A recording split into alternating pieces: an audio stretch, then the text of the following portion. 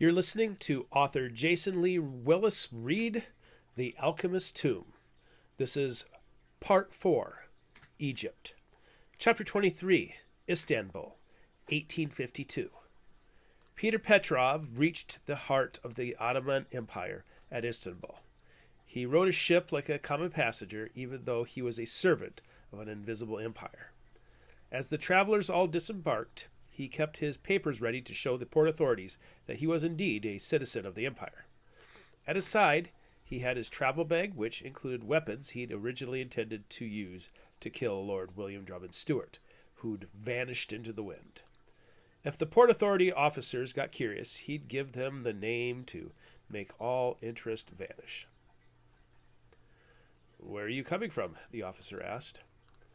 After Stewart snuck away from Mirthley Castle in the dead of the night, it took Petrov several days to learn that they'd gone north to the port of Aberdeen. While he paid enough to the port workers to learn one of the ships was the Volga, not even money could give him an answer as to where they were going. "I was vacationing in Scotland," he answered glumly. The answer was noted. "And where are you going?" Vendetta had a network of agents and assassins all over the world, and after spending months trying to kill Stewart, it was now time for another to try. "I'm heading home through the port of Varna without my prize." Chapter 24, Alexandria, Egypt, 1852. "Should I smother him in his sleep?" Emma Geyer sighed loudly, removed the pillow, covered her own face, and turned to her snoring husband. From Carl's throat came noises that sounded like demonic possession or a bull in heat. Instead of smothering him, she whacked him with the pillow. Carl grunted, rolled onto his side, and farted loudly. Emma had enough. She wore her Italian lingerie, almost as fresh as the day she purchased it. She'd given her husband a few days to rest on their crossing of the Mediterranean, but neither rest nor lingerie helped him find his libido. She found a plush velvet robe hanging on the back of the bathroom door, slid her painted toes into fluffy slippers, and stepped out into the narrow hallway. At both ends of the narrow hall, the windows showed a pitch-black sky. Morning was still hours away. The two glass doors sheltered the cabins from the drafty sea air, and in the corner of the front doorway, two large ornamental chairs guarded the exit. Emma climbed into the chair, pulling her feet up into it to be covered by her velvet robe. She leaned her blonde head against the wall, a hard substitute for her pillow, yet a silent reprieve from her husband. Maybe the rumors about Carl are true. Emma's mother had warned about the difference in their age, but the adventurous botanist captured her heart. The first year of marriage had been passionate, but like one of his plants, Carl needed the entirety of nature to spread his roots, and putting him in a pot seemingly sucked the life out of him by the day. Or maybe it's just me. Listening to Carl talk with Lord Stewart, Mr. Anderson, and Mr. McPherson made her feel incredibly stupid. She didn't understand the significance of any of the people or places, yet Carl's face lit up for the first time in years. For that reason, she felt justified in encouraging the adventure. Yet she also felt jealous of the men stealing Carl's attention. A cabin door opened just enough so that the light from the hallway became a dark crease in the doorframe. Embarrassed, Emma remained still as stone. The head that came out belonged to Jamie Anderson, the dwarf, the sweet-tongued fool of Mirthley. His advances had been relentless and at first upset her, but in recent weeks she found humor in his foul innuendos, and her laughter only encouraged him more. She hoped Carl might become jealous. Jamie returned again, this time sticking his entire torso into the hallway to look up and down the hall before he stepped out and began walking toward her. Emma felt her heart pause, but Anderson kept his eyes on the nearby cabin doors, and once he reached his cabin, he gently opened the door and slipped inside. A moment later, the other door also closed. Lady Stewart. Christina Battersby had been a commoner, just like Emma, but trysts with the second son of Lord Stewart resulted in an unexpected pregnancy. Yet instead of another bastard, William Drummond Stewart claimed the boy, George, as his heir and even had the audacity to marry Christina. From what Emma had gleaned, Lord and Lady Stuart were not a traditional husband and wife, which was why each had their own cabin. But sleeping with Anderson? At first, she felt jealousy, believing the dwarf had his attention focused solely on her. Emma tried to picture Lord Stuart with him, and then him with herself, and the mental images both disgusted and titillated her. And soon, thoughts of sleep vanished. Well, no one cares if I sleep all day. I'm the true fool of this ship. She stood and stepped out into the cool sea air. She gasped when she saw dots of light along the horizon. That's Egypt. The dots were still several miles away, but they meant getting off the ship for an adventure. Emma needed desperately to get off the ship and find some open space and a new scenery. Trouble sleeping? Emma flinched upon hearing the male voice. She turned, expecting to see a crewman or even the kindly captain, but instead saw a mummy. My apologies. I didn't see you sitting there, Lord Stuart. Lord Stuart sat on a lounge chair a few feet back from the prow of the boat. He was wrapped in a quilt with a steaming beverage on a smaller table at his side. I couldn't sleep either. Have a seat. If it had been any other man, she would have politely declined. But from the rumors about his sexual preferences, she knew she had nothing to fear from Lord Stuart. The man loved men.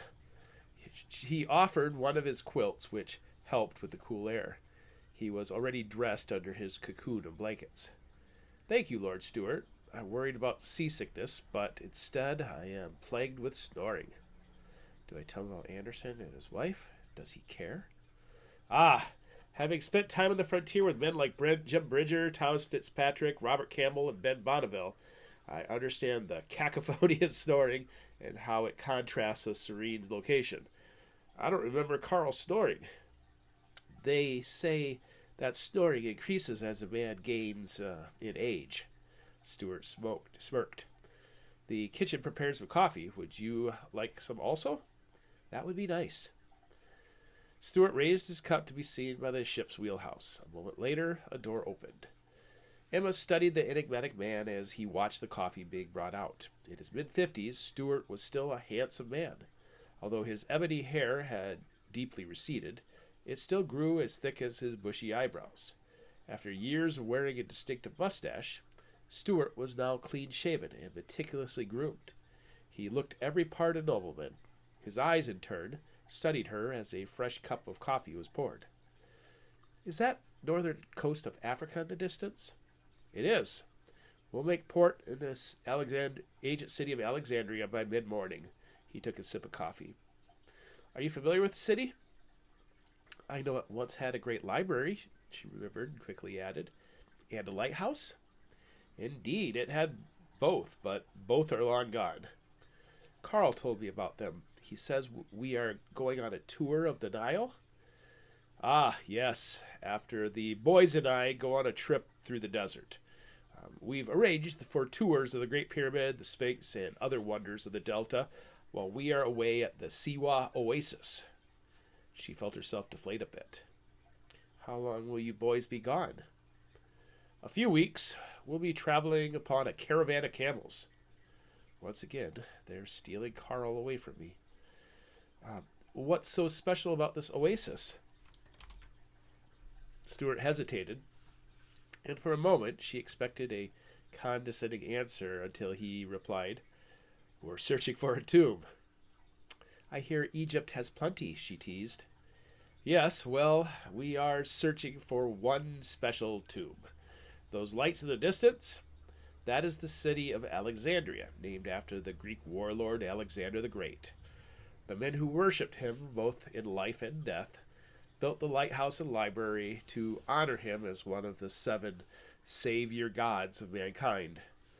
The lighthouse allowed an external dawn to exist, and Stuart suddenly withdrew into his own thoughts. He knows I'm too stupid to understand any of this. But why Siwa? Emma pressed in order to put him at ease. Stuart grinned, his perfectly white teeth visible in the low light. He patted her raised knee. Both shifted to get a better view of the coast off the bow. Yes, I skipped that part, didn't I? After Alexander the Great was murdered, his followers protected the body of their fallen king. They carried him from Babylon all the way to a secret desert location. It's not so secret if my husband knows where to find it, Emma joked. I suppose not. But for the better part of 3 centuries, Alexander's wishes to be buried at Siwa were ignored, and his magnificent sarcophagus was kept on public display in Memphis and later in Alexandria. Roman emperors visited the tomb, which one day vanished, never to be seen again. Carl used to speak with such enthusiasm about the American frontier. And you think it was taken by his followers to this oasis? McPherson and I are in agreement. The Siwa Oasis is 200 miles into the deep desert, which makes it one of the most isolated places on Earth. If I know I wanted secrecy and to honor a man I viewed as a god, it's where I would have brought him. Will it be dangerous? If I'm right, yes. Emma felt her exhalation shake, both from fear and cold. I wanted an adventure to stir something in him so that he might give me a child. I don't want him to die. It might surprise you, but Carl knows how to handle himself in dangerous situations. He's stood in the presence of great chiefs of the prairie and climbed the Rocky Mountains. He'll do fine. Emma concentrated on her coffee rather than asking what she wanted to ask. Did you once sleep with my husband? Are you enjoying our shared adventure? Stuart finally broke the silence. I'm just floating along for the ride, Emma said. I'm not sure where we're going or why we're going, but it is certainly better than staying in the greenhouse back in Dresden. The fresh air is lovely. When we return from the oasis, your husband will be able to tell you more about why we are doing this. His stomach growled loudly and both chuckled at the obvious sound. Would you like the cooks to prepare an early breakfast? I would, but I should change into something more appropriate first. Yes, go change, and I'll speak to the cooks. It's going to be a busy day once we reach Alexandria. Lord Stuart rose, extended his hand, and helped her rise to her feet. She wore the quilt like a royal robe all the way back down to the cabin, where Carl still snored. She wanted to jump on the bed, wake him, and demand answers, but she didn't want to agitate him and push him farther away. Hearing about the coming multi-week journey into the deep desert, she let him rest and quietly dressed for the pre-dawn meal. When she entered the small dining room, it wasn't Lord Stuart who greeted her, but instead Lady Stuart. Emma struggled to clear her throat. She looked around for Lord Stuart. Does she know that I know? Good morning, Christina said, lifting her tiny cup. Come join me. This feels like an interrogation coming. Except for the hours in Rome, she hadn't spent any one-on-one time with Lady Stuart. Even though Lady Stuart had once been a commoner, she'd spent decades living in the lap of luxury, and rich people were usually mean. We're going to be traveling companions. Young Mr. Pitty is going to be our escort while the others go on a trip into the desert. What are your impressions of Frank? What am I supposed to say? I like his accent, Emma said as the waiter began to dote on her needs. Yes, my husband finds such a menagerie of friends. Do you think he is handsome? I'm not sure if such a devoted bride. I think he's handsome. I'm not sure if he fancies an old woman like myself. We'll soon find out. Care to make a wager between the two of us? Is she suggesting the two of us try to seduce him? I don't understand. Oh, you're right. There's probably a reason why my husband was chosen Frank to be our escort. Frank the Pistolier. Do you want to know my theory? I think my husband fancies him because young Mr. Pitty reminds him of himself when he was 30 years younger. Frank Pitty had a massive mustache for his age, which he waxed into sharp little horns that extended past his profile. I never knew Lord Stuart when he was younger. Be thankful of that, she said and chuckled. A pretty flower like you would have been an irresistible challenge to him. I wish I was back in Germany. I don't want to become her one day. Oh, well, I don't know what to say. Take it as a compliment. My husband was once a moth drawn to the flame of beauty. Do you understand my meaning? She's talking about Lord Stuart loving men. I think so. Alas, he's a changed man now. Just as he was obsessed with his loins as a young man, now he is obsessed with antiquity. He stays up all hours of the night reading.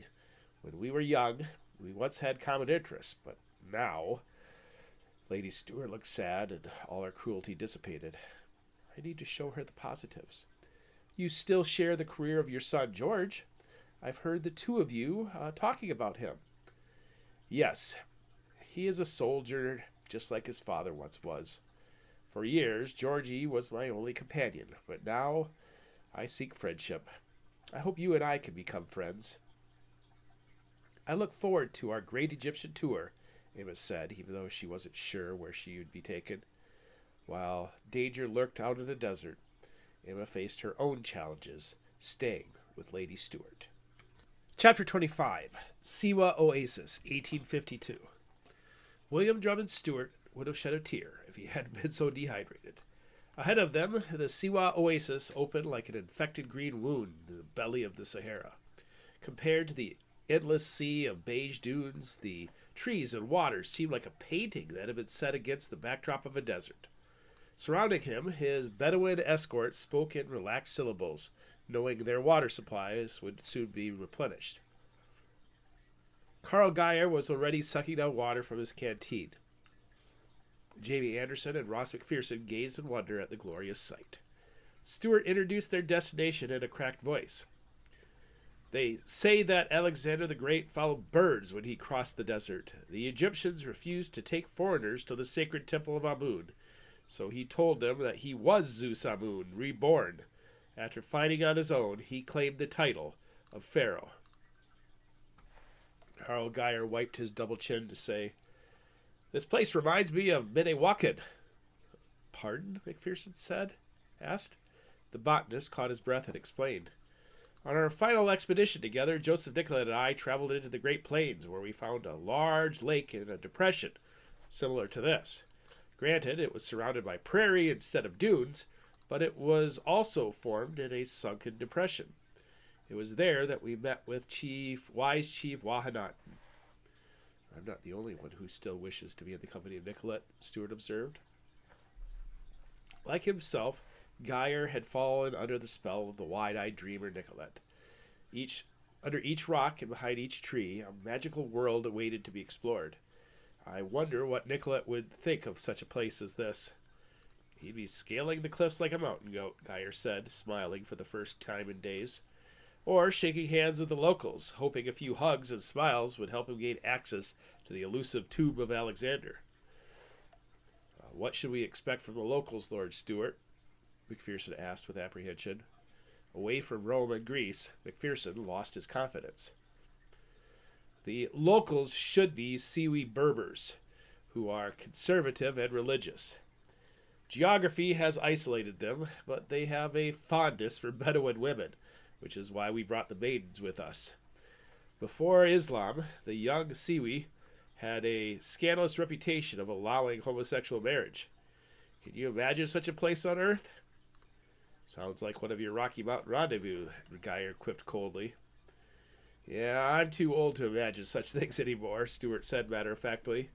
"I am no longer the man I was before I met Nicolette. Ross, you and Jamie know what to do once we get down there. With the change of clothing, I should look a proper Bedouin." "McPherson, I doubt you'll fool anybody with me coming along," Anderson added. "Must we be so public with our arrival?" "If this remains an ancient stronghold for the Order of Eos, I know how to speak the code. With no way to verify our intent, they'll either open their arms or stall. And if there's nothing there, well, we'll have a nice tan." "Tan? I'm blistered and red as a lobster," Geyer protested. "We only need one victory to win the war," Stuart reminded them. "If we find one corpse, we gain a great bargaining chip, with or without a sarcophagus. I'll learn if the tales of Alexander's tomb are true." For the next 3 days, Stuart lavished gifts and stories on the local elders. He and Carl told the tales of life on the far side of the world, while Anderson and McPherson all but vanished from sight. When they weren't eating, the two Europeans were given tours of all the notable sights, including the lake, the ancient fortress of Shaligati, Cleopatra's Bath, and the Mountain of the Dead, and the remaining wall of what once had been the Temple of Amun. This time together also allowed Stuart and Geyer to heal their fractured relationship. Once they had both competed for the attention of Joseph Nicollet. For Stuart, his relationship began when he abducted the scientist with the intention of torturing and killing him following the mysterious murder of his aunt, Lady Drummond Stuart. Nicollet's impressionable mind had memorized the details of the family's prized heirloom, the Almaric map, and once he reached America, the astronomer attempted to unlock its secrets. When Nicollet's innocence became obvious, the two men began to exchange secrets about the map and its subject. In a matter of weeks, Nicollet absorbed a lifetime of knowledge acquired by Stuart, but a relationship was never reciprocated. In fact, the unexpected took place, with Nicollet bringing him to the baptismal fountain to be rededicated to the Lord. At first, Stuart thought baptism was all a tease, a game. Yet Nicollet proved to be genuinely devout. Just like St. Anthony the Eremite, Nicollet saw himself as a religious monk on a quest against the forces of darkness in the world. A few years later, Carl Andreas Geyer pushed the French gentleman for intellectual reasons. Geyer joined Nicollet in St. Louis in 1838, accompanying him on 3 expeditions into the Dakota Territory. With the botanist at his side, Nicollet found the lost kingdom described by King Solomon. In the end, neither could hold the bright gaze of Nicollet's focus. Like a master chess player, Nicollet placed his pawns across the board for his final expedition. Nicollet remained in the public spotlight in Washington and Philadelphia, while his apprentice, John C. Stuart, drew the eyes of Eos to the west. His Jesuit friend, Peter de Smet, began an expedition up the Missouri River, and for good measure, Stuart joined with Carl Geyer to travel together to the headwaters of the Mississippi River. The two were bound for a Rocky Mountain rendezvous near Yellowstone when news reached them of Nicollet's death. Stuart reacted with fury, while Geyer emotionally crumbled. "Emma thinks you and I were lovers," Stuart mused as the sun began to set on the Siwa oasis. "Should that surprise you? From what I've heard, you've rogered anything in sight. I was a bachelor well into my 30s after all, and I spent 2 years with you at Bertha Castle before returning home." Stuart laughed heartily. "She does have a point. But for me, everything changed after Nicollet." "You loved him?" Stuart scoffed, began to shake his head dismissively, and finally nodded. "Ah, but it was so much different. He believed in all of this," Stuart said, gesturing to the Siwa oasis. "To him, God wasn't found in a dusty old book, but out in the world. Nicollet saw his face in the stars on Earth. He saw blue mud as proof that it was all real." Stuart looked around to ensure privacy. "Do you want to know my fear?" "Damnation?" "For fuck's sake," Stuart cruelly laughed. We're all sinners. From sexual deviance to behind a stable to butchery during war. I've checked off each and every sin on the 10 Commandments. Nicollet tried to convince me of God's enduring love, but how can I prove myself worthy to God when I wouldn't even be worthy to Nicollet? Is that why we're both in the desert? To impress the specter of Nicollet?" Stuart paused before revealing his fear. I refuse to go to Lake Manitou because I'm afraid of what I'll discover in that cave Nicollet found." "You think it's all a fairy tale?" "No, just the opposite. I worry I'll find God in that cave. I was relieved back in Rome when we didn't find the Tomb of Domitian. Even though it was part of recorded history, it's easier for me to go on living while believing the story is all myth and legend. Now, here at Siwa Oasis, I look for the tomb of Alexander the Great, but I worry what will happen if we do find it." "You're afraid of myth becoming reality," Geyer surmised. "Is that why you were baptized back in St. Louis? God became too real?" "I suppose. A man tried to shoot me in the face believing I was Nicollet. After that, with all the things Nicollet convinced me of, the reality of heaven and hell shook me to my core. It was more than my dallying. My material gluttony alone was enough to doom me to the fires of hell, but Nicolette walked me down to the cathedral and convinced me I could become what? One of God's madmen? And here I am. Here we are, Geyer said. I'm not a religious man either, but as a good Lutheran, I learned my catechism lessons all the same. Take two of the Bible's most famous patriarchs, King David and King Solomon. By all accounts, David was plagued by his sexual desires, from Bathsheba to his love of Jonathan. He was a terrible husband, a terrible father, but when God needed him to strike down Goliath or fight a battle with the Philistines, David rose to the occasion. On the other hand, King Solomon was born with a silver spoon, raised in the light of God, and given wisdom greater than any other man. But by the end of his life, he was following the pagan gods of his concubines. So am I David or Solomon in your metaphor? Stuart joked, bringing laughter from Geyer. Here we are, you and I, fighting against the darkness. Together we will slay Goliath. I drink to your optimism, Stuart said. Later that evening, just as the flames turned to embers, Ross McPherson and Jamie Anderson returned. Carl sat up in his chair in anticipation, but Stuart could not muster up any energy. He devoted himself so much to the chase that he had little energy for triumph or defeat. Yet Nicolette had given him the mantle of leadership, so he leaned forward and put his elbows on his knees. Welcome back, gentlemen. I was beginning to worry. How was your private tour of the Temple of Amun? Tight, Jamie Anderson muttered, and quite fruitless. Stuart sighed and raised an eyebrow to Geyer. That's a pity. However, Ross McPherson said, rubbing his beard and revealing a grin, we found something quite interesting at the Mountain of the Dead. You'd better pack your belongings. I'll tell you about it once we're safely away from this place. Chapter 26, Pi Ramses, Egypt, 1852. Jamie Anderson once believed his life had been saved for glorious purpose, but today his life was horseshit. He sat for a moment, craning his neck in the darkness for the long crawl back to the surface. Finally alone, he took a moment to rest and reflect. First, he thought back to another exciting yet fruitless discovery back at the Siwa Oasis. Like everything in the open Sahara Desert, Siwa was subject to mighty sandstorms, and even though it was built on top of a hill, the wind had filled the halls and tombs with sand.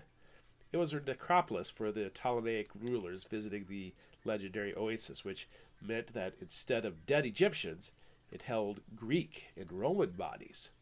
He and McPherson thought they'd hit the jackpot with Gebel El Mata, the Mountain of the Dead. The first day, a quick scouting of the Temple Amun told them what they needed. It had been plundered long ago. Alexander the Great's hidden sarcophagus was obviously not anywhere near the ruined temple. He didn't find Alexander the Great, but he and McPherson did find an ironic clue. Domitian had once been at Siwa Oasis. At the center of the Gebel El Mata complex, its largest vault belonged to a Roman historian named Quintus the Elder, who died after arriving at Siwa Oasis. Having studied everything he could about Domitian, Ross McPherson almost hyperventilated about the name. To the bewilderment of Ross McPherson, the lowly historian was given a tomb worthy of an emperor. Explain to me again who is Quintin the Elder, Anderson had asked back at Siwa. McPherson argued that Quintus the Elder had likely found Alexander the Great's lost sarcophagus, and as a reward, Emperor Domitian rewarded his departed servant with an inexplicably grand tomb, and then looted the place, likely taking Alexander back with him to the shrine of Uath in Ravenna. Ultimately, another dead end, Anderson reflected. Next, he pondered his newest predicament, finding himself alone under countless tons of stone cut blocks. All the way from the Siwa Oasis, Lord Stuart and Mr. McPherson spoke in excited syllables of the treasure city of Ramses the Great, who was known to the Greeks and Romans as Ozymandias. They'd found Pi Ramses back in the lush delta, where they briefly reunited with the women and Penny before visiting a site of interest and convenience, as Stuart put it. There'd been nothing of interesting or convenient about the place. For Anderson, it meant crawling into the gopher holes of the tombs to see what they held. Once again, he fruitlessly climbed into the barren womb of the earth, searching for fortune or glory. It's actually an ingenious design, he thought, looking up at the stone ceiling. Unlike the Mountain of the Dead, Pi Ramses had been built beside the Nile River in the lush delta. Historians talked of it being a northern capital for Ramses the Great as he staged invasions into Hittite territory. Biblical scholars wrote of it as the reason for Hebrew slaves to be working in the land of Goshen. Regardless, it shared one similarity with the Mountain of the Dead. It had been buried. Unlike sandstorms, floods buried the entire city with silt, and when the Nile shifted banks afterwards, the city fell to ruin and abandonment. Yet Lord Stuart and Mr. McPherson had a theory. It turned out to be a pretty shitty theory, Anderson decided as he continued to crawl out of the space no full-size man could crawl. Behind him, he'd found his way down to the bottom of the buried structure. Once at the surface, before a flood or sandstorm buried it, the large structure, mostly intact, had been recently discovered and had been untouched for almost 3,000 years. 60 feet below the surface, Jamie did not find a golden sarcophagus. He found a stable. The hidden alcoves described by local boys who'd bravely found the tunnel of air pockets left by the settling silt turned out to be a series of cisterns for the famed cavalry of the evil pharaoh. Even the horses took a shit in style. And then there's me. Jamie Anderson could almost see the bright lights of the surface. Even though he'd been born a dwarf, now in his 40s, he was strong and healthy, quite capable of the rigorous trip. Like the literary hero Quasimodo from The Hunchback of Notre Dame, Jamie's first brush with death happened as an infant.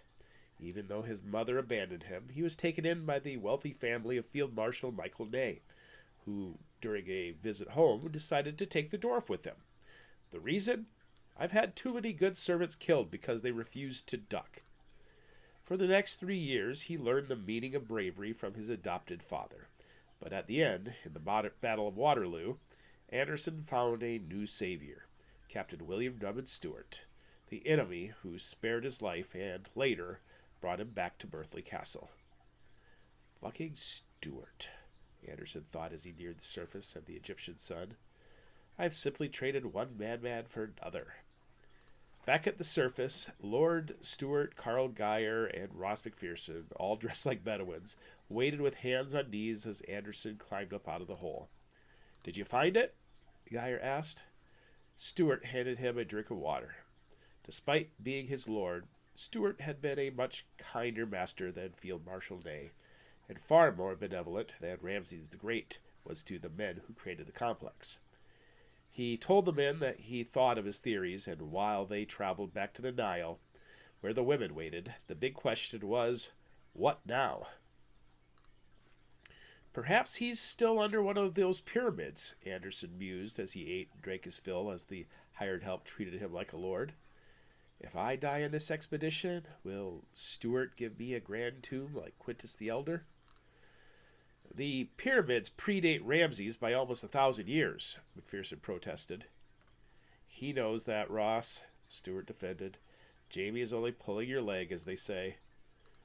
Anderson winked. I took private lessons right beside Thomas and Archibald, he said in reference to the other Stuart boys. So what is your theory, Jamie? McPherson asked.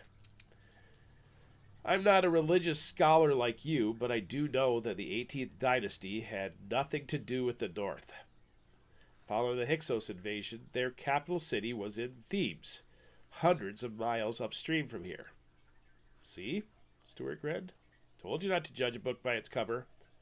Anderson nodded. I wouldn't have climbed into that hole if I didn't think your theory was sound, McPherson, but it was based on a whole lot of ifs. If Ozymandias was the pharaoh of Exodus, if Pi Ramses was indeed dedicated to the dead firstborn daughter, Bint Aneth, if Bint Aneth was reference to the Canaanite goddess, if Aneth was a reference to Semiramis, It sounded good before I climbed to that hole. Now your theory is shit. Perhaps Thebes? McPherson pondered. These men won't stop until they're dead, or I'm dead. Under the shade of the covered cart, Anderson felt more like himself. Lady Stuart seems to enjoy the Nile, Anderson added. I don't think she would mind a few extra weeks. Of course not. I've all but bankrupted Mirthley to pay for our tour. She'd better be enjoying herself. Apparently, vast wealth only takes a fellow so far. Even this expedition is a literal pain in my ass. I can't return empty-handed. I apologize for my ignorance, Geyer began, ignoring Stuart's comment. But I thought Thebes was in Greece, first referenced as the cursed home of Oedipus, and later as the restored city by Cassander, who we feel killed Alexander the Great. Is there a connection between Greece and Egypt? Connections? Anderson mocked. These two could explain how that camel is King Arthur's heir if you gave them enough time to think. I don't know about names, but I do know that while the Giza region has been stripped of all value, the isolation of Thebes has at least thwarted tomb raiders. Now that Champollion has cracked the code of hieroglyphics, it's only a matter of time before scientists and linguists discern the rest. And will we find anything besides fossilized horseshit? Geyer asked. Anderson chuckled. I expect to find plenty. But how will we tell the Ramses the Great from any other corpse? He was a king of Egypt. His tomb will be clearly marked, McPherson protested. Both Emperor Domitian and Alexander the Great went through great efforts to hide their tombs. Will Ramses the Great be the same way? Jamie Anderson shook his head. I think they counted on you saying that. Chapter 27, Thebes, Egypt, 1853. Thebes did not impress Frank Penny. It doesn't feel like the Bible. It feels more like El Paso. Sure, it was hot, but most deserts were hot. Instead of the Rio Grande, the Nile River shimmered in the valley below. Plus, everything was kind of backward. The Nile River flowed north, which was backwards, and the Valley of the Kings was on the western side of the shore with a large mountainous bluff behind it. Back in El Paso, they came from the eastern shore with large mountainous bluff at their backs. But still, pretty much the same. Frank knew he was too stupid to offer any help to those learned men, so he did the only thing he could do. He stood guard. With the sun finally setting, he decided it was time to take a hike. He hated the layout of the valley. It was steep, rocky, and without a tree or plant in sight. It was perfect for an ambush, which could happen from any of the countless ravines. Despite the difficulty, he aimed for the highest peak. His Wellington cowboy boots had little cushion for climbing, but they shielded his shin from snake bites and his feet from sand and gravel. Unlike the others, he refused to dress like a Bedouin, proudly wearing his black cavalry hat, his short gold jacket from his time with the California Lancers, and 2 holsters on each hip. His pants had red tassels on the seam, which the men of the company believed helped diffuse the heat of the sun. Penny had his doubts about the effectiveness of the tassels. Huh! Frank paused once he reached the top of the bluff. Instead of finding a peak, he found an almost perfectly flat roof to the valley, where the Nile once trickled before erosion cut away the entire valley.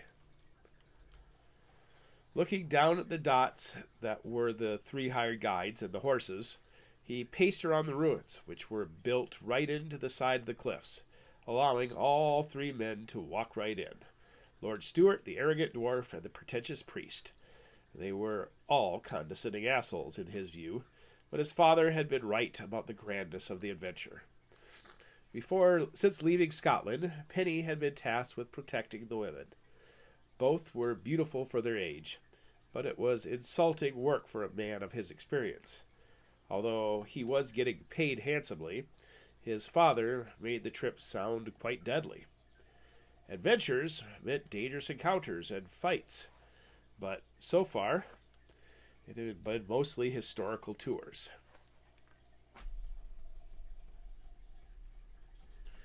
He walked to the eastern side of the bluff and was pleased to locate the River Nile just a few miles below. He squinted to see if he could spot the ship, but the ripple of the river made it impossible to see such detail. It's good to see the world, Penny decided. One day I'll be fat and old like my father, and at least I'll have stories to tell.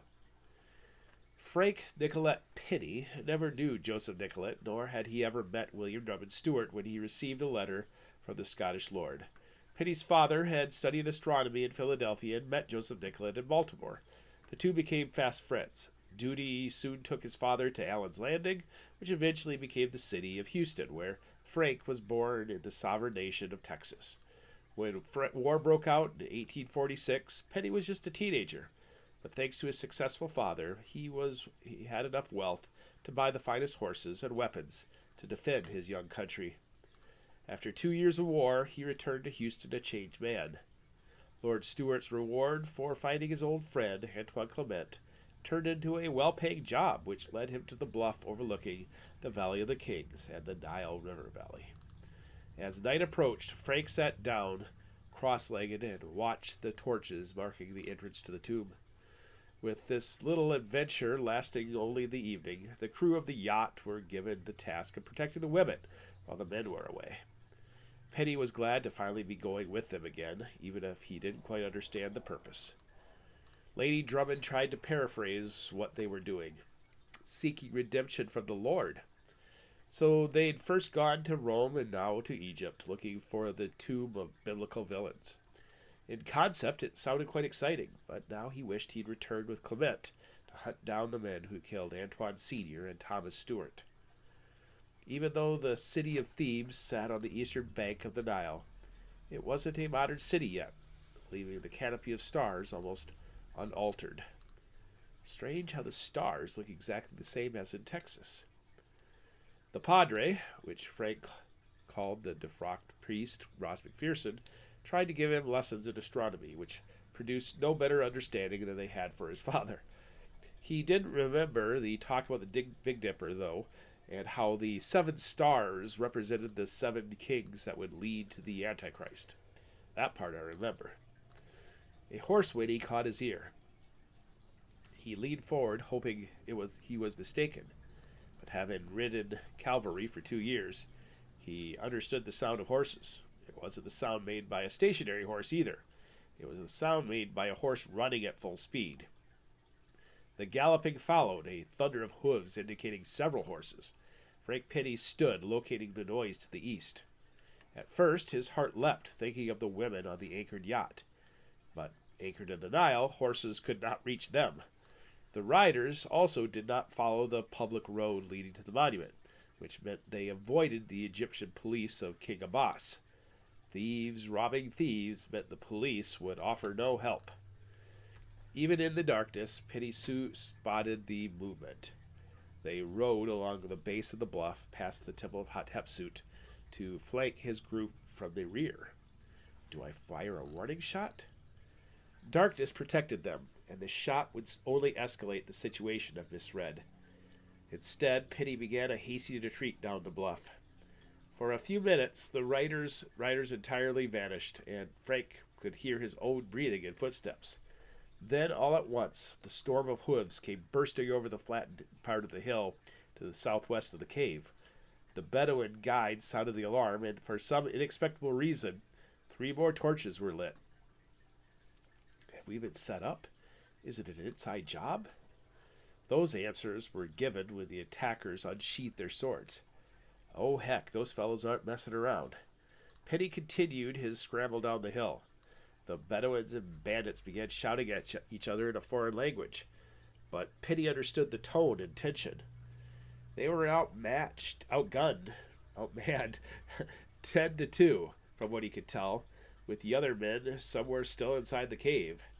When a third Bedouin came running out, giving away the position of Lord Stewart, the lead bandit slashed hard, dropping the hired guide to the ground in bloody screams. The other two Bedouin dropped to the ground in submission. Frank continued to scramble down the hill.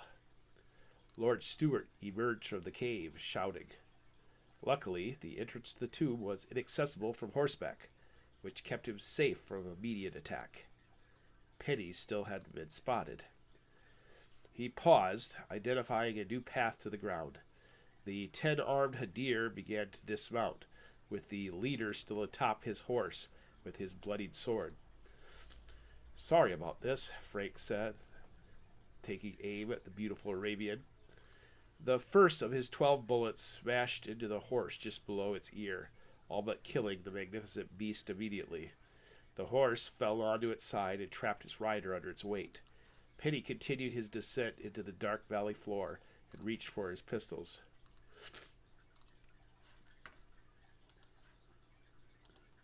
With lightning bolts in each hand, his snarl, elongated mustache, and broad-brimmed hat turned him into a death-dealing djinn, scattering the bandits. Stewart joined the slaughter, but only in self-defense. Those bandits that turned made for easy targets, and Frank squeezed off a single round into each back. He'd seen revolvers explode in the hands of overly anxious users during the Mexican War, so he alternated between his left and right hand. One of the bandits stepped forward, sword drawn, unafraid to die. Come and get it. With his left hand, he hit the man squarely in the chest, and with his more accurate right hand, he ripped a bullet into the man's face. The sword clattered to the ground. Another bandit also turned to attack. His right hand clicked an empty chamber. His left hand fired a stray shot. Suddenly, the swordsman was a few steps away. Frank threw the empty pistol right into the face of the attacker, knocking him off kilter. Penny stepped into the attack, squeezing off a final shot with his left hand into the man's belly while grabbing the sword arm with his right. Using the attacker's momentum, he spun the man around into the ground. Frank unsheathed the Bowie knife and slammed it into the man's torso, keeping a knee on his back as death did the rest. During a march from El Paso to Chihuahua, his unit practiced reloading their pistol on horsebacks. So now, it took him just a few seconds to get 6 more bullets into the hot chambers. Rising, he pulled the Bowie knife from the man's back to arm his left hand. And Frank Penny advanced. Stewart had dropped 2 men, leaving the last 2 for Frank. My father didn't lie about Stewart's abilities. He rushed forward, knowing that a shot under 20 paces was pretty reliable. It took 4 of the 6 bullets to end the fight. He scanned the darkness, but aside from the sounds of dying men, he saw no more threats. Carl Geyer, the padre, and the dwarf also emerged from the tomb, armed but terrified. 8 men killed, if he included the broken-legged leader under the dead horse. Not bad. His snarl turned into a smile as he tipped his hat to his benefactor Stewart, who'd killed the other 2. My father always said, a penny is worth 99 other men. Chapter 28, Amarna, Egypt, 1852. William Drummond Stewart stepped out onto the deck of the yacht to see Frank Penny warming his face in the morning sun. The boy is a bloody imbecile, William Drummond Stewart decided, a smiling psychopath with a ridiculous mustache. In contrast, Stewart felt like an old man. For the first time in over 2 decades, Stewart had shared his bed with Christina. When they returned to the yacht from the bloodbath back at Thebes, the others had to pull him off of young Penny, or else he might have killed him. An hour later, he was weeping privately in the lap of Lady Stewart as she consoled him over the trauma of killing 2 men. Now Stewart watched Frank Penny stand on the deck of the yacht, fully dressed in his ridiculous California Lancer outfit, going on as if nothing had happened. Penny spent the next few minutes adding wax to the tips of his mustache. The preening routine could go on for another hour if watched, as he'd clean his pistols or boots next. Antoine only killed when needed. Frank Penny seems to enjoy it. Stewart walked around to the other side of the boat to avoid him and found Ross McPherson already standing at the bow of the yacht. Stewart stepped up beside him and joined his gaze on the eastern shore. After a few minutes of silence, McPherson asked, Do you know what this place is? I honestly don't care anymore. He felt like apologizing to Nicolette and returning home in defeat. The yacht continued its ignominious retreat down the Nile, not having stopped day or night for tourism. They slowed as they passed by cities and would then bring the yacht back to full speed as they fled the scene of the crime. McPherson shrugged. Should we talk about Mr. Penny instead? Stewart, McPherson, Anderson, and Geyer had been inside the tomb complex when the shooting began. By the time they understood what was happening, bodies littered the ground. Stewart didn't want to think about Thebes or Penny. So tell me about this place. McPherson's dour expression softened. Amarna? Scholarship is divided, and in recent years it has only gotten worse. The palatial ruins you see once belonged to Pharaoh Akhenaten and Queen Nefertiti. In the long history of Egyptian dynasties, Akhenaten is viewed as a heretic. A new candidate at this late hour? Are you changing your mind about Ramses the Great as one of the 7 kings? Not at all. Let me explain. Some scholars view Akhenaten as the man who invented God. His insistence on monotheism in a culture that celebrated a pantheon of gods was beyond revolutionary. But as the heir to the throne, he had all the power and might to do what he wanted, which is why he moved his new capital 200 miles downstream from Thebes. And what are your views on Akhenaten? McPherson measured a thought for several moments before saying, he's the adoptive father of Moses. An interesting thought. I can't imagine the theological discussions Nicolette and McPherson would have had around the campfire. And Queen Nefertiti is Pharaoh's daughter, in a manner of speaking. She's the one who drew Moses from the water as a miracle after not being able to give her husband a male heir. For a few years, Moses was a solution to the problem. That is, until Moses refused to marry one of the Egyptian sisters, and another stepmother gave birth to Tutankhamun. Shortly after this, enemies poisoned the great heretic Akhenaten, but I believe his push into monotheism was influenced by his adopted son, Moses. Stewart could still picture the young Hadir staring down the pistol barrel right before he fired.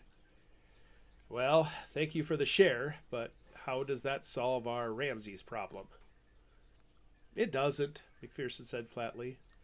The 2 men stood silent at the nose of the yacht.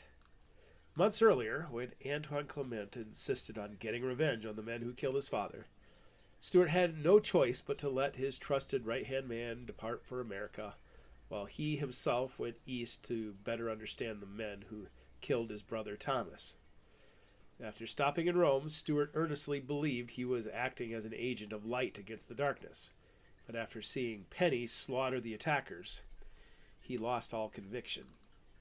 Antoine never would have killed all those men so dispassionately. Back at the Valley of the Kings, Stewart, Geyer, and McPherson managed to roll the horse off the survivor, a man named Khalid el-Shahawi. He was neither Order of Eos nor some other shadowy secret society. He was local law enforcement. He'd heard stories of Bedouin nomads plundering one of the tombs and went rushing in to defend the historical site from plunder. El-Shahawi thought he was an agent of justice. Had El-Shahawi known Stewart had official paperwork tucked into his chest pockets, the situation might have been diffused. "Aw, heck," Penny said afterwards. "They came at our guides with swords drawn. My apologies, gentlemen." After that, and then Penny shot the survivor in the head, leaving them no choice but to flee. Stewart knew his hired guides would be wanted men, and the longer they remained fugitives, the better odds the others had of getting out of Egypt alive. Jamie Anderson had come out onto the deck, moving to Stewart's side. "How is Christina?" "Did you explain things to her?" Stewart asked. Anderson had showed up in Christina's room during Stuart's private breakdown, and having known them since they were all young, the dwarf joined Christina in consoling Stuart about the murders and failures. Yes, I told her what happened and how we must now flee Egypt to avoid being beheaded as murdering infidels, Anderson answered. She took that part in stride. However, she's quite upset about George. Our son? George? How in the world did she... Stuart knew a letter had not come from their son. No one knew where they were. Why is she worried about George? Anderson rolled his eyes. I told her what happened to our wild Texan, and it made her weep. She attributed it to his time in the Mexican War and that he buried the effects of experienced trauma. She thinks George will be changed by his time in the military as well. Rubbish! Neither of us turned into cold-blooded killers after the Napoleonic Wars. I'm half tempted to tie up Mr. Penny with a note confessing his crimes. I could get some paper. Stuart scoffed at the sarcasm and smiled. I owed his father a favor for finding Antoine after the Mexican War, and he sent back his son. I should have known it was a poison pill. The lad didn't know what was happening. For all he knew, he was saving our lives. Besides, it was another dead end. Anderson was right about both claims. The terrible day had begun with a terrible discovery. The tomb of Ramses the Great had been empty for countless centuries. During the private tour, the guides informed them that the tombs had been plundered. Ironically, another of Nicolette's friends, Egyptologist Jean-Francois Champollion, had explored the entire complex a few decades earlier. Even after spending the morning exploring all the nooks and crannies, it became clear that even though Ramses the Great's body had once rested there, the corpse had been moved long ago.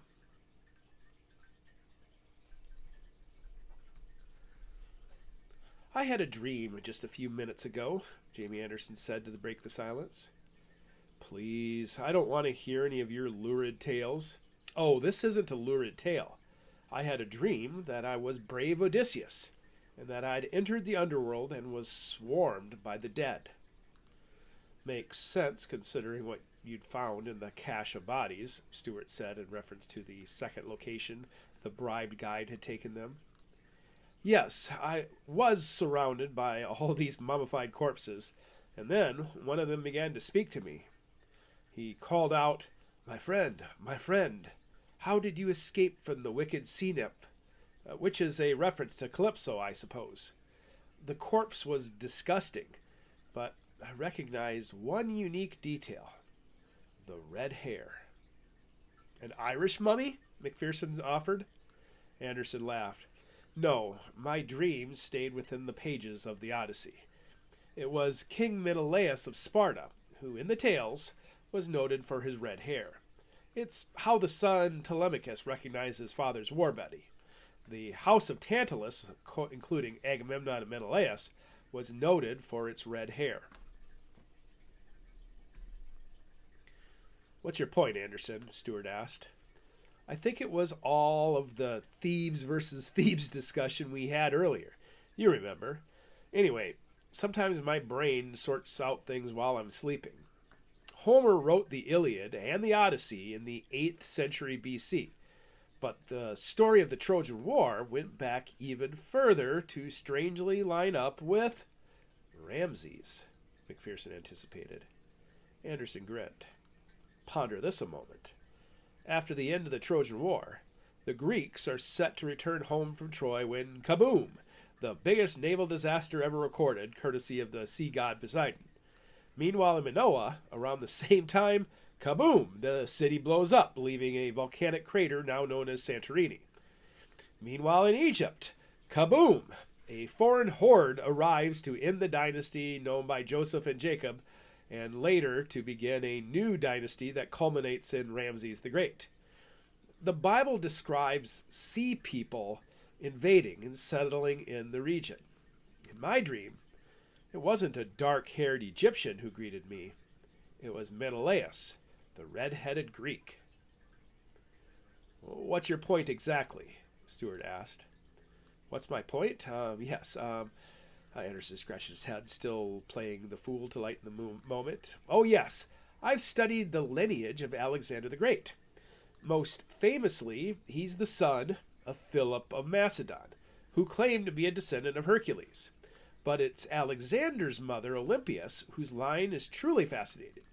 Her lineage comes from Achilles, specifically from Neoptolemus, who ended up siring children who had connections to Menelaus, Agamemnon, and even Priam, the king of Troy.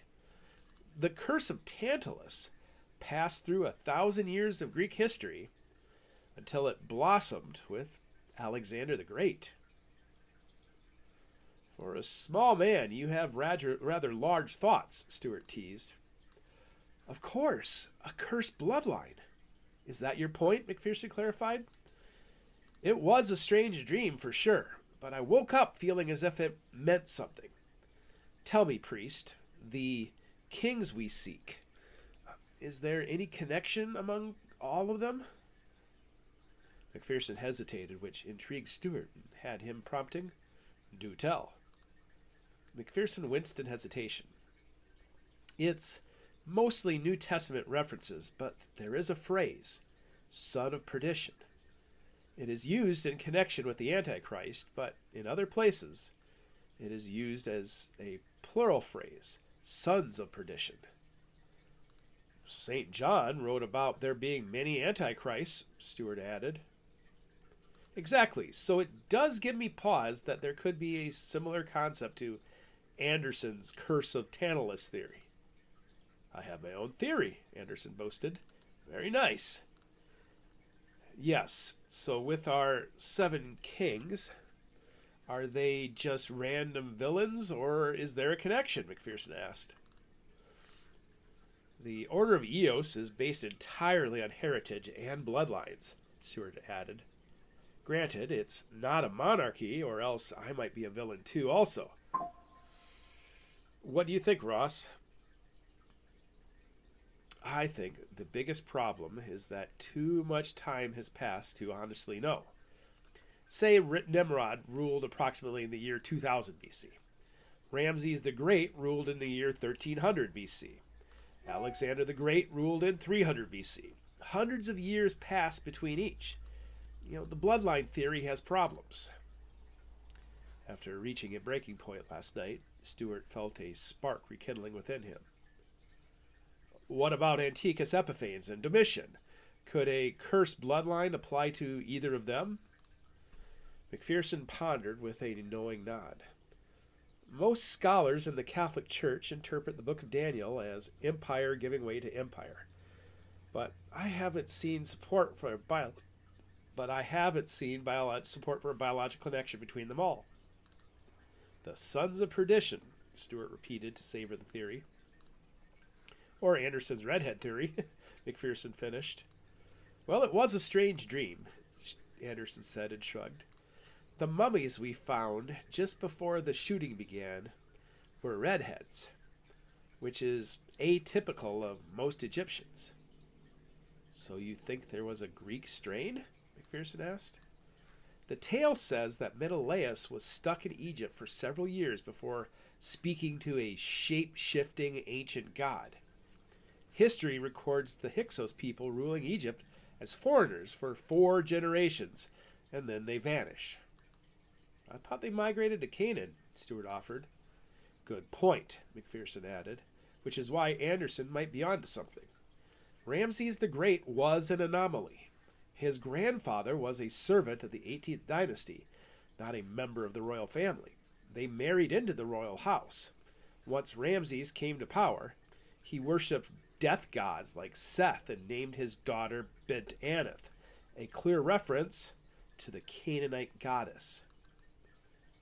Who's Bent Aneth? Jamie Anderson asked.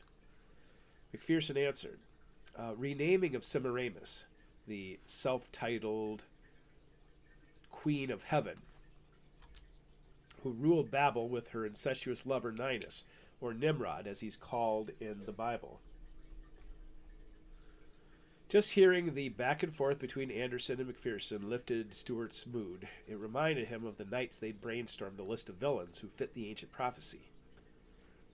So Ramses the Great is not only genetically different from other Egyptians, but he's also spiritually different in his worship style, Anderson reviewed. Is this not the same pattern for Alexander the Great? He had a spiritual curiosity, didn't he? From seeking Solomon's temple to the temple of Amun, he did walk in the shadows, but don't forget he also attacked Persia, which is built upon the foundations of Nimrod's Babylon. It makes you wonder why he was willing to lose everything to invade the Himalayas. Why did he need to take his army so far away? Jamie Anderson stared down Lord Stewart for a moment before answering. Lord William Drummond Stewart has endless private wealth. Look at how far he's willing to go for a private obsession. Alexander the Great had the wealth of an ever-expanding empire at his disposal. If he managed to conquer Tyre, Jerusalem, and Egypt, do you really think a trip up the Nile would be too much for him? Or, of course not. You're right, McPherson admitted. Alexander the Great left no stone unturned. Historians viewed Darius and Persia as a regional rival, the empire that killed his father. But there was a reason for conquering ancient Babylon. No one had been able to withstand his will. His history of seeking omens, prophecies, and lineage makes you wonder why he focused on Egypt. Remember, Anderson said, Ramses the Great had a spiritual connection to ancient Babylon with his rekindled worship of Aneth. Stewart was too tired to join in the conversation, but he vetted the idea in his mind. Beyond a cursed bloodline, there could be a connection between the private religions of these men. This is why the Order of Eos seeks them also. Nimrod was a great builder, and his son became the nation of Egypt. Egypt's own folklore tells of the legendary builder Imhotep. If Alexander the Great went to find the body of Nimrod, but couldn't find it, it makes sense to seek it in Egypt. It's what I would do, Stewart admitted. He cleared his throat to join the discussion. Let's say that Alexander the Great had more than just Frank Penny as a conquering army. What would he have done if he could have stayed as long as he wanted? The men pondered as Egypt passed by the deck of the ship. I think Anderson's dream was quite profound. How can you tell apart an underworld full of dead corpses? How would Ramses stand out? McPherson theorized aloud. Ramses the Elder was a hired servant with a biology unique from the 18th dynasty. Intermarriage with the dark-haired Thebans created a family tree of darker-skinned heirs, but for a few generations, the red hair would help identify the lines. Both Eos and the ancient Egyptians believed their ancient kings would somehow rise from the dead, so they went through great lengths to protect the bodies. So I ask you this. Why would the Egyptians bother identifying tombs? After a few minutes of silence, McPherson answered. I believe their culture believes in the power of the name, which is why Champollion was able to find the name in the empty tomb. But why was the tomb empty? Stewart pressed. Neither answered, so he rephrased his question. If you knew men were going to try to destroy or steal the body, what would you do? They'd preserve and hide the body elsewhere, McPherson offered, and let the tomb preserve the written name. Anderson offered. There is no way to tell a 1,000-year-old shepherd from a 1,000-year-old king without a note. Any of those corpses we found in the cache could have been Ramses. McPherson built on the theory. If the tomb was empty, people would ask questions. Look at what we did when we found an empty tomb, right? We gave up. But if you leave a body and a note identifying the corpse, folks think they have no other choice than to accept it. So You're saying back in Thebes there's a decoy with a note? Stewart asked. Better than that, McPherson added. The Shrine of Wutok had 4 places of honor. Whether his men or Alexander's men came to Thebes, Domitian believed he'd found all 4 corpses. Yet Anderson's dream about the talking redhead could mean the Order of Eos has a shepherd's corpse. Stewart grinned. Our mission was to find any of the 7 kings and keep Eos from unlocking their prophecy. It makes me smile to think they might have failed centuries ago. Since we cannot go back to Thebes, I am determined to search for the tomb of Antiochus Epiphanes. Perhaps we'll find another of Anderson's red-headed mummies. A curious dream, isn't it? Anderson countered. Suddenly, the failure at Thebes didn't sting as much. I've been giving thoughts to the Goths who sacked Rome and hauled away the loot of the nation. If we do not find the tomb of Antiochus Epiphanes at our next step, perhaps it is time to look closer at what became of the Goths. But first, we need to get the hell out of Egypt. Agreed, McPherson said. I could not agree more, Anderson added. Stewart patted the 2 of them on the shoulder, and then Frank Penny came around the corner, whistling blissfully. Perhaps one day I'll forgive him, but not today. Chapter 29. Varna, Bulgaria, 1852. Peter Petrov stood on the pier leading to the lighthouse that jutted into the busy port, hoping for redemption. Steamships, sailing vessels, and fishing boats came and went. The perfect location for a covert meeting, Petrov decided. One small fishing boat made a direct line from the northern city to the spot where he waited at the 3rd lamp from the end of the pier. The nose of the boat touched, and a man leapt ashore.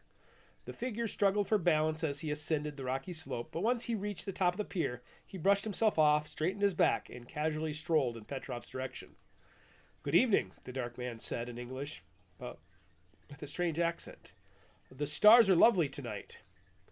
Indeed, Petrov agreed according to the script. I've been studying the lovely constellation Aquila. Do you know it? Aquila was the code word. In ancient mythology, Aquila was the eagle who carried Zeus's thunderbolts. As a servant of Lady Columbia, Petrov and others were her thunderbolts. It's a pleasure to meet you, Mr. Petrov, the man said. I am Kut Besant, an ally of Lady Columbia. I've recently come from Zamora Castle to make arrangements for the coming days. Things are moving quickly now, and war will soon come to the region. War. Her grasp now extends to nations. The port of Varna rested between 2 mighty nations, Russia and the Ottoman Empire.